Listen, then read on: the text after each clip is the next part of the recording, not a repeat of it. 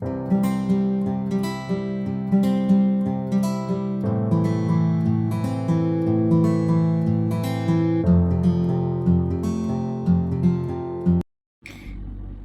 പൊട്ടിക്കുന്ന എന്തിനാണെന്നല്ലേ? ഒരു അടിപൊളി സാധനം ഉണ്ടാക്കി കാണിച്ചു തരാം. പോന്നോളൂ അമ്മക്കൂട്ടിലേക്ക്. ദേ ഇവിടെ നിന്ന് നല്ല പഴുത്ത് തൊലിയൊക്കെ കറുത്ത് ഇരിക്കുന്ന 2 ഏത്തപ്പഴം ഉണ്ട്. ഇവിടെ ഏത്തപ്പഴത്തിനൊക്കെ ഭയങ്കര വിലയാണ്, അതുകൊണ്ട് എനിക്കിത് കളയാൻ തോന്നിയില്ല. എന്തായാലും നമുക്ക് ഇതുകൊണ്ടൊരു അടിപൊളി ഒരു ഐറ്റം ഉണ്ടാക്കാം. നിങ്ങളുടെ വീട്ടിലൊക്കെ ഇതുപോലെ തൊലി കറുത്ത ഏത്തപ്പഴം ഉണ്ടെങ്കിൽ കളയാൻ നിൽക്കണ്ട.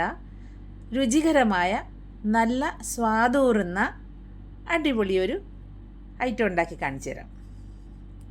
അപ്പോൾ നമ്മുടെ കുട്ടികളൊക്കെ സ്കൂൾ വിട്ട് വരുമ്പോൾ 4 മണിക്ക് ചെറു ചൂടോടെ ഇത് കൊടുത്താലുണ്ടല്ലോ അവർക്ക് ഒരുപാട് ഇഷ്ടപ്പെടും. അതുമാത്രമല്ല, ഒരുപാട് ആരോഗ്യ ഗുണങ്ങൾ നമ്മുടെ ഏത്തപ്പഴത്തിൽ അടങ്ങിയിട്ടുണ്ട്. ദേ ഏത്തപ്പഴമൊക്കെ നമുക്കിത് ഇവിടെ ഇതേ ഒരു വലിപ്പത്തിൽ ഞാൻ മുറിച്ചെടുത്തിട്ടുണ്ട്. ഇനി കടലപ്പരിപ്പ്, ഒരു 4 ടേബിൾ സ്പൂൺ കടലപ്പരിപ്പ് ഞാൻ കുതിർത്ത് വെച്ചിരുന്നതാണിത്. ഇത് നമുക്ക് നന്നായിട്ടൊന്ന് വേവിച്ചെടുക്കണം. ദേ തിളച്ച് നല്ലോണം മറിഞ്ഞു വരുന്നുണ്ട്. തീ കുറച്ച് വെച്ചതിന് ശേഷം അവിടെ കിടക്കട്ടെ. ഇനി നമുക്ക് കുറച്ച് നെയ്യ് എടുത്തിട്ട്, കുറച്ചെന്ന് പറഞ്ഞാൽ ഒരു 2-2.5 ടേബിൾ സ്പൂൺ നെയ്യ് ഞാൻ ദേ ഈ പാനിലേക്ക് ഒഴിച്ചു കൊടുക്കുന്നുണ്ട്. അതിനുശേഷം നമുക്ക് അരിഞ്ഞു വെച്ചിരിക്കുന്ന ഏത്തപ്പഴത്തിനെ നമുക്കൊന്ന് അതിലിട്ടൊന്ന് വഴറ്റിയെടുക്കണം. 2.5 സ്പൂൺ അല്ലെങ്കിൽ ഒരു 2 ടേബിൾ സ്പൂൺ അത്രയും മതി, ഒരുപാടൊന്നും വേണ്ട. ഏത്തപ്പഴമെല്ലാം ദേ അതിലേക്ക് ഞാൻ ചേർത്ത് കൊടുക്കുന്നുണ്ട്. ഇനി മീഡിയം തീയിൽ വെച്ചതിന് ശേഷം ഒന്ന് വഴറ്റിയെടുക്കണം. ഒരുപാട് വഴറ്റി അങ്ങ് വല്ലാണ്ടാക്കണ്ട, അല്ലെങ്കിൽ മുരിച്ച് വല്ലാണ്ട് ഉടച്ച് കളയണ്ട. ചെറുതായിട്ടൊന്ന് വഴറ്റിയതിന് ശേഷം മാറ്റി വയ്ക്കുക. ഒറ്റ തട്ടിന് തന്നെ പൊട്ടിക്കിട്ടിട്ടുണ്ട് കേട്ടോ. ഇനി നമുക്കിത് പൂളിയെടുക്കണം. ഇതുപോലെ 2 കഷ്ണമേ ഞാൻ പൂളിയെടുക്കുന്നുള്ളൂ കേട്ടോ. ഒരുപാട് കഷ്ണങ്ങളൊന്നും വേണ്ട. ഇതേപോലെ 2 കഷ്ണം പൂളിയെടുത്തിട്ടുണ്ട്. ബാക്കി തേങ്ങ നമുക്ക് പാല് പിഴിയാൻ ആവശ്യമുണ്ട്. ഇനി പറയാം എന്താണ് ഞാൻ ഉണ്ടാക്കാൻ പോകുന്നതെന്ന്. നല്ല ആലപ്പുഴ സ്റ്റൈലിലെ കറി കാച്ചിയതെന്ന് പറയും. ഞങ്ങളുടെ ചെറുപ്പത്തിലൊക്കെ, ഞങ്ങളുടെ ചെറിയ സമയത്തൊക്കെ എൻ്റെ ആ ഒരു മധുരമായൊരു ഓർമ്മയാണ്. അതായത് ഞങ്ങളുടെ വീട്ടിൽ എല്ലാവരും കൂട്ടുകുടുംബമൊക്കെ ആയിട്ട് താമസിക്കുന്ന സമയത്തും ഞങ്ങളുടെ വീട്ടിലൊക്കെ ഇതിങ്ങനെ ഉണ്ടാക്കും. അതൊരു വലിയൊരു കല നിറച്ചിങ്ങനെ ഉണ്ടാക്കിയിടും. എല്ലാവരും കയറി ഇറങ്ങി ഓരോ ഗ്ലാസ് ഇങ്ങനെ കുടിക്കും. ഏത്തപ്പഴവും അരിപ്പൊടിയും തേങ്ങാപ്പാലും ഒക്കെ ചേർത്ത് ശർക്കരയൊക്കെ ചേർത്തുണ്ടാക്കുന്ന ഒരു അടിപൊളി സ്വാദൂറുന്നൊരു വിഭവമാണ് കേട്ടോ. പെരുന്നാളൊക്കെ ആകുമ്പോൾ ശരിക്കും അതെനിക്ക് ഒരു വല്ലാണ്ട് മിസ്സാകുന്നൊരു ഓർമ്മയാണ്.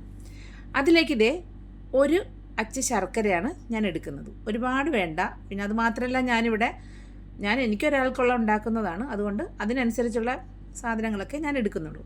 നിങ്ങൾക്ക് ഇതിനേലും കുറച്ച് കൂടുതൽ വേണമെന്നുണ്ടെങ്കിൽ അതിനനുസരിച്ചുള്ള ഐറ്റം, അതായത് ഓരോരോ സാധനത്തിൻ്റെ ക്വാണ്ടിറ്റി കൂട്ടി എടുക്കാം. ദേ പരിപ്പൊക്കെ ഇവിടെ വെന്തിട്ടുണ്ട്. അതിലേക്ക് ഞാനപ്പോൾ വഴറ്റി വെച്ചിരിക്കുന്ന ഏത്തപ്പഴം ചേർത്ത് കൊടുത്തിട്ടുണ്ട്. ഇനി പിഴിഞ്ഞ് വെച്ചിരിക്കുന്ന തേങ്ങാപ്പാലിൽ നിന്ന് 1 ഗ്ലാസ് തേങ്ങാപ്പാൽ ഞാൻ ഇതിലേക്ക് ഒഴിച്ചു കൊടുത്തിട്ടുണ്ട്.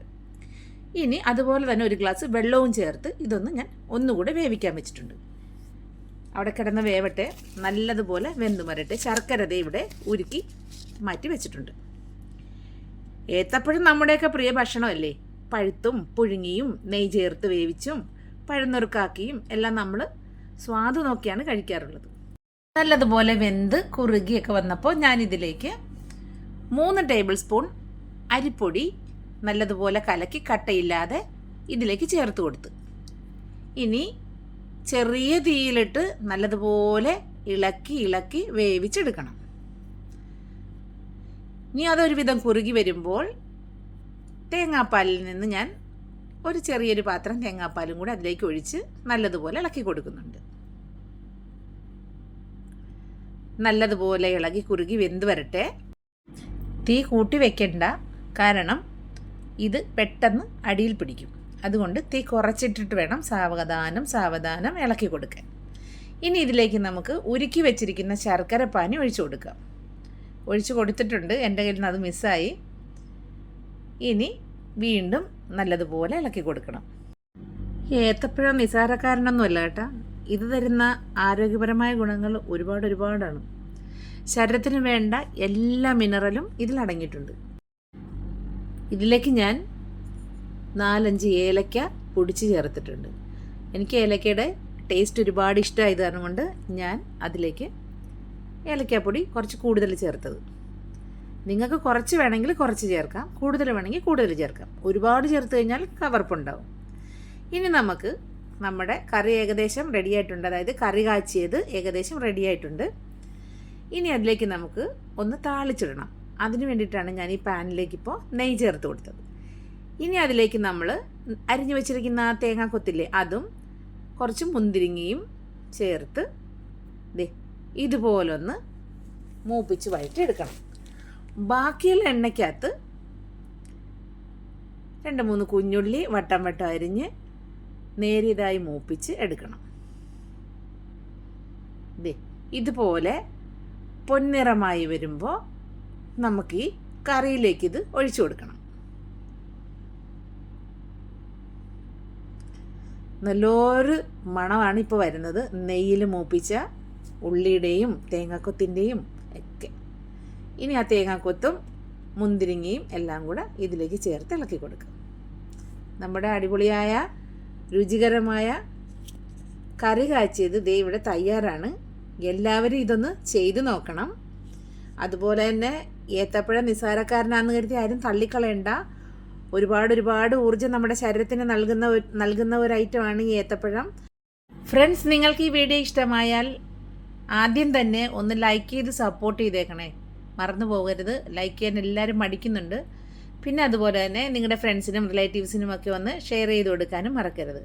പിന്നെ സബ്സ്ക്രൈബ് ചെയ്യാതെയാണ് കാണുന്നതെങ്കിൽ ഒന്ന് സബ്സ്ക്രൈബ് ചെയ്തേക്കണേ. പിന്നെ ഈ വീഡിയോയെക്കുറിച്ചുള്ള നിങ്ങളുടെ അഭിപ്രായങ്ങൾ കമൻറ്റായി ഒന്ന് രേഖപ്പെടുത്തുക. അപ്പോൾ thanks for watching. Bye bye.